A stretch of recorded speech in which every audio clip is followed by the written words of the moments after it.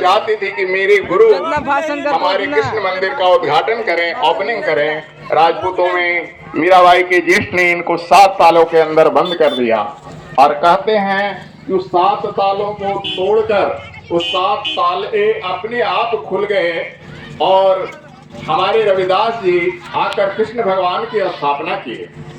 जबकि Jesus Christ को, ईसा मसीह को जो आज बहला फुसलाकर हमारे चर्मकार जातियों को ईसाई बनाया जा रहा है, हमारे हरिजन जातियों को ईसाई बनाया जा रहा है, उस ईसा मसीह को जब सूली पर लटका दिया गया तो ईसा मसीह के प्राण उड़ गए, ईसा मसीह मर गए। लेकिन हमारे रविदास जी ईसा मसीह से उतने ऊपर हैं जिनको 7 तालों के अंदर बंद कर दिया गया तो 7 ताले खुल गए।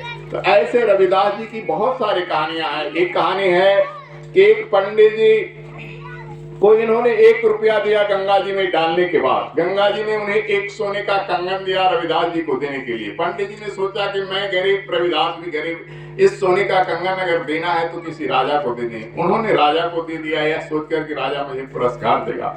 लेकिन राजा ने रानी को दे दिया। रानी ने जिद किया दूसरे कंगन लाने के लिए।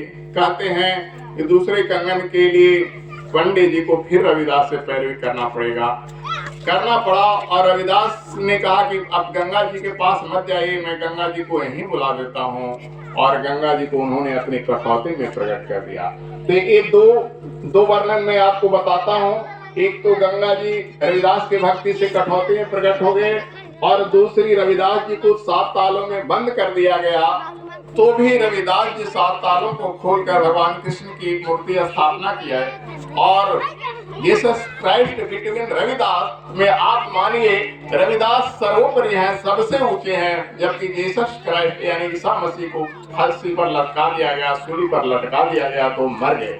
आज वैसे मरे हुए व्यक्ति को गॉड मानकर हमारे इन लोगों को बहलाया फुसलाया जाता है और उसे ईसाई बना दिया जाता है।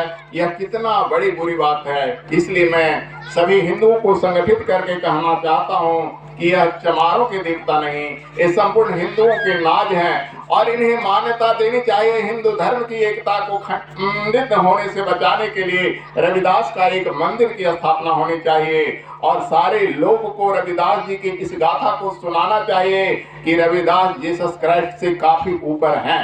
तो मैं इन चंद शब्दों के साथ इन लोगों को कहता हूं कि आप लोग संगठित होकर हर साल इस पर्व को मनाइए। अपने जो अज्ञानी भाई हैं, जो अज्ञानी बहन हैं, उन्हें बताइए कि किसी के बहलावे फुसलावे में नहीं, धन दौलत के लालच में नहीं, रुपये पैसे के लालच में नहीं, पुस्तकों और कपड़े लत्ते के लालच में नहीं, कभी ईसाई बनने की कोशिश मत कीजिए। क्योंकि गीता में भगवान श्री कृष्ण ने कहा है स्वधर्म निधनम श्रेय पर धर्म भयावह। अपने धर्म में मर जाना श्रेष्ठ है लेकिन दूसरे धर्म को कबूल नहीं करना चाहिए। इसके गीता जागृत उदाहरण है हमारे संत रविदास। तो बोलिए संत रविदास की जय।